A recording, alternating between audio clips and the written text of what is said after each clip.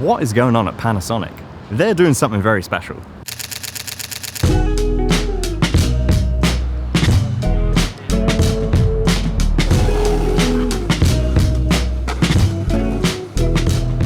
There are two sides to photography for me. There's the professional side, the documentary stuff that I'm doing all the time, the travel side, and then there's the social side, the everyday, the fun with the camera, capturing memories and moments. And as a style of photography, they are two very separate things with crossovers of knowledge and skills between them. Now, if you've been following the channel for a number of years, you'll know that I thoroughly enjoy the idea of JPEG-only shooting.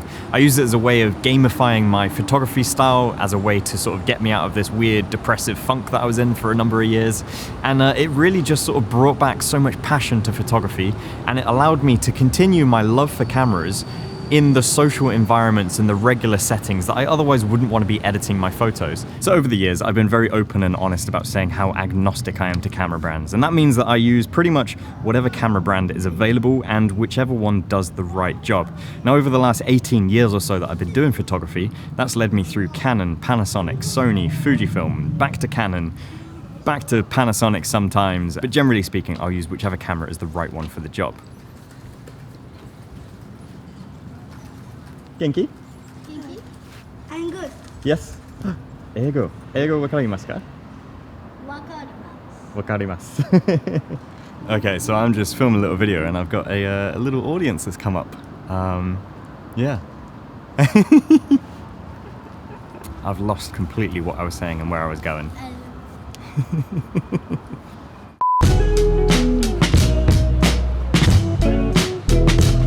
And so as I've done a lot of in-camera editing on my photos, much of that has led me down the path of Fujifilm. And they are very well known for their in-camera processing and image quality and other stuff.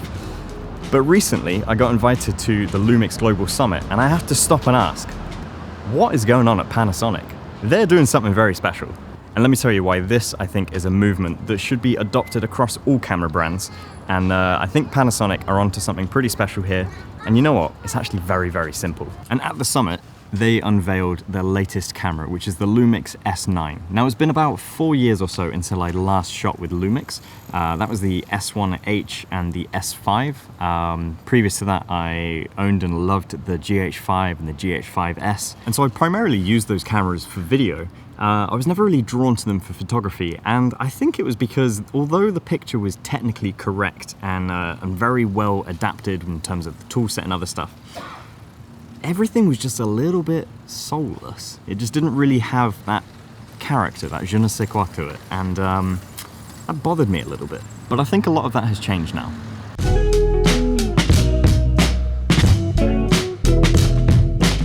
So this is the brand new LUMIX S9, and they've provided with some electrical tape to make it stealthy and cover up all the branding and everything. And you know what? I actually kind of like it. I'm not going to take it off. I like it. It's very stealthy and just keeps it hidden. For those of you unaware of the LUMIX brand in recent years, this is a full frame lineup using what's known as the L mount, and that's an alliance between Leica, Lumix, Sigma, and even Samyang, I believe now. And so there's a whole ecosystem of lenses available in these video and photo-centric hybrid cameras. And this is their latest model, the smallest form factor of the S series, the S9. So although I've got a pre-production model here, I'm actually not really going to talk too much about the camera itself. And as always, I just want to talk about usability and some ideas around this, and where I think a lot of other brands can learn from Lumix. So if you're pretty well connected on camera YouTube, you're going to be seeing a lot of videos about this, the LUMIX S9. And that's because the embargo has just been lifted, and there was a lot of people invited to this event. So there's going to be a lot of videos that are allowed to be published today. Essentially what that means is we get access to use it, and we can make a video if we want, or we can, you know, not. But the only requirement is that we cannot publish it before today's embargo date. And that is why you're probably seeing a load of images here. So with that being said, there's going to be plenty of other videos that you can watch that will run through some of the better technical specs and other things. Interestingly, I didn't even get a press release of this camera running through the specs. I didn't even know how many megapixels it was until I imported this stuff later. I was very, very much blissfully unaware of all of the tech specs and quite enjoying that, because I just want to talk about usability. And in particular, one of the key things that I really want to talk about is editing your photos in here.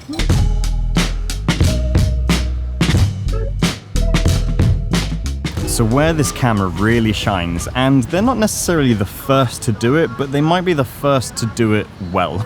And that's the ability to import LUTs to your camera. Now, even my GH5 from 7-8 years ago, or whenever it was that came out, even that one could import LUTs, but they had to go through this weird format. They had to be a VLT format, and they had to be compressed in a certain way for them to work and other stuff. With the S9, you can import direct 33 grid LUT files straight to the camera, or you can use the LUMIX Lab app and you can transfer it straight from your smartphone to the camera, and you can actually store up to 39 LUTs within this camera.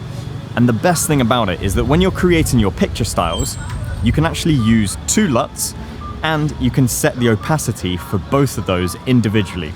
So imagine having a LUT that is purely on your tonality, on where your shadows, your highlights fall, and your softness and your roll off and things like that. And then you have another LUT that is more of your color change and other things.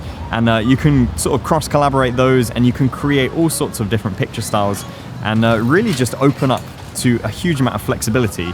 Or go into the sort of marketplace of things and start picking and choosing from other people's LUTs and getting those involved, and really just start to add your own flair and really add character to these images where they were previously kind of lacking quite a bit. Now, when you're creating your photo styles on here, similar to other brands, and in particular I'm going to reference to Fujifilm because that's what I think most of you are probably connected with on my channel, you can create things using a base color profile, which is similar to like a film simulation, I guess, or it's like a log curve. And then you've got your additional edits that you can do, such as your contrast levels, your highlights, your saturation. You can add a grain, which I find actually very tasteful on these Lumix cameras.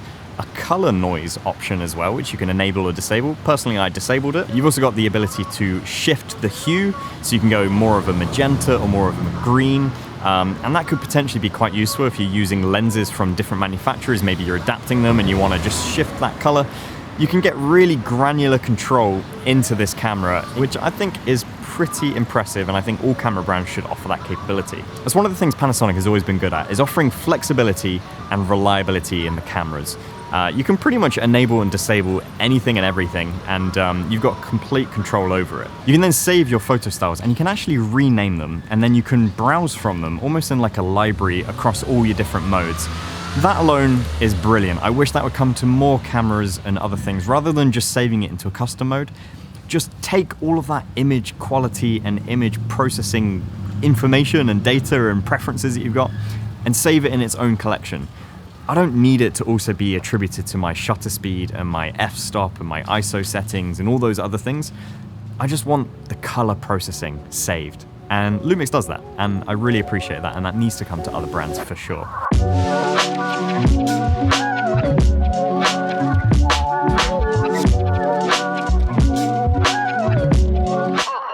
As part of the event with Panasonic, they actually took us to Kyoto and a few other sort of areas and events over a number of days. And we were able to just kind of put the camera through its paces and just get a load of shots. I'm actually really happy with a lot of the images that I got. In particular, I think the grain on the image is very tasteful on the Lumix. Yeah, very, very enjoyable. And doing a little bit of the color shift and then applying some of my LUTs and other things, just got great results straight out of camera. That is exactly what I want for a little camera like this. I want a social camera. I'm not necessarily going to use it for my professional work, just out and about day to day.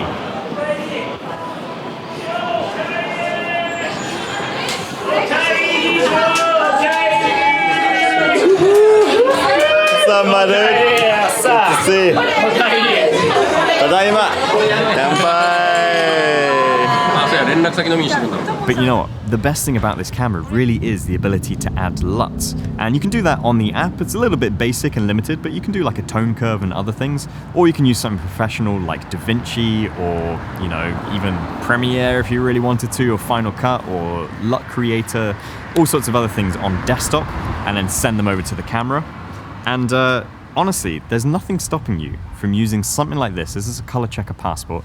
It is a pretty expensive piece of equipment, but it's a very color accurate piece of hardware that you can then match frame for frame across different cameras and get an accurate color reading. There's nothing stopping you from creating LUTs to match with your existing favorite camera profiles. So you can absolutely guarantee that I'm going to be testing and experimenting and trying to create as good a color match as I can to this. This is my Fujifilm X100 VI. And yeah, stick around on my Instagram stories. I'm going to try and post some like before and after of some matches and other things over the coming days and weeks. And I look forward to playing around and seeing how this compares, because this little camera, I love it again. You know what? I just love all cameras. All right, don't stop me. I just love cameras, all right?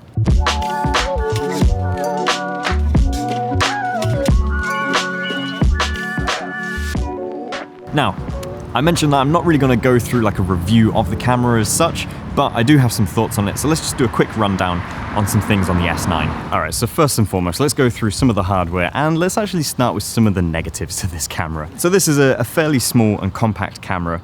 And immediately the one thing that I noticed that I knew was going to be a problem, and over the week or so that I've been using it has definitely been a problem, is the lack of a viewfinder, and having to hold it outward just really bothers me. I love to bring a camera up, and frequently I'm holding this camera up to my face like an idiot, only for me to then pull it out and realize that actually I've got to hold it here because there's a screen. Right, put it to your eye. Oh, wait, never mind. I was serious, but I did forgot. Now there's a few reasons why I dislike having a camera without an EVF. One is that when I'm holding it out, I just feel less connected to the image. I don't feel like I'm taking everything into my shot and my composition. I don't feel like I'm paying as much attention to it because I'm distracted. There's so much else happening around, and I'm holding the camera out in front of me. Secondly, it's kind of out and in the way, so if there are people around, I'm just kind of there. I'm in their space as much as they're in mine. And then the other aspect is stability on images and video and things. When you have it to your face, it's just an extra point of contact. It is more stable.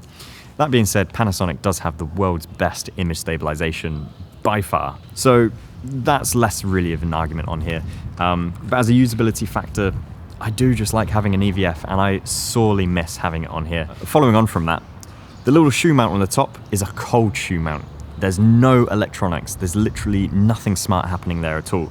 You couldn't even put an external EVF on this camera if you wanted to, because there is nothing happening in there. It's purely a position to just mount something. And then finally on ergonomics, they actually sent out these small rig little side grippy thing here. I actually think this is a must-have accessory. So I went my first day or so without using it. As soon as I put it on, immediately I was like, this is what this camera's been missing. All right, let's move on to some positives now. This has been a speedy little camera. It's so quick to operate, turn on, and just get your shot and other things. Honestly, it's been a great camera to just get things quickly. Couple that with the excellent battery life, and this is an everyday camera for all day. I don't know if I've actually really needed to charge it or come close to charging it. I have charged the batteries like once or twice maybe, but I definitely didn't need to do it. And for those of you who may be scarred by previous Panasonic history, the autofocus is good, it's usable, it's very good, it's phase detect, and it has been for a year or so now. That's all I can say on it. Using the touch screen for the autofocus has maybe been the only thing that's slowed me down a little bit. I do wish there was some sort of thumbstick to move it around. And interestingly, I actually think the biggest thing that a lot of people are going to talk about, and personally, I just don't care, is the fact that this is a full frame sensor. For me, I just don't care. I don't care of the size of the sensor. I am happy to use whatever camera feels right for me and other things. I will actually take a camera with an EVF and a smaller size sensor over a camera like this without an EVF, simply because I want that usability. I love to be able to just pick it up and just go boom like that. That being said, it is an Olympic year. It's an exciting time for cameras. The industry is going to go wild this year, as it does every 4 years and occasionally every 2 years. So yeah, we are just getting started in the summer of photography, and stick around for more. It's going to be very, very interesting. So I've shared a lot of ideas and things that I want to see implemented across other brands. Let me know what features of your favorite cameras you want to see across the board, and maybe we can create some sort of mix and match Frankenstein rig of all sorts. It's always fun to dream about things, and I like to push hard with the brands when I talk with them directly to make it better for everyone. So features like this, I'm happy to see. It's going to be an exciting year for cameras, and I'm looking forward to a summer in Japan. I'm going to be out with my camera most days again, and I will catch you in another video super soon. Thanks for watching, everyone. See you later. Bye bye.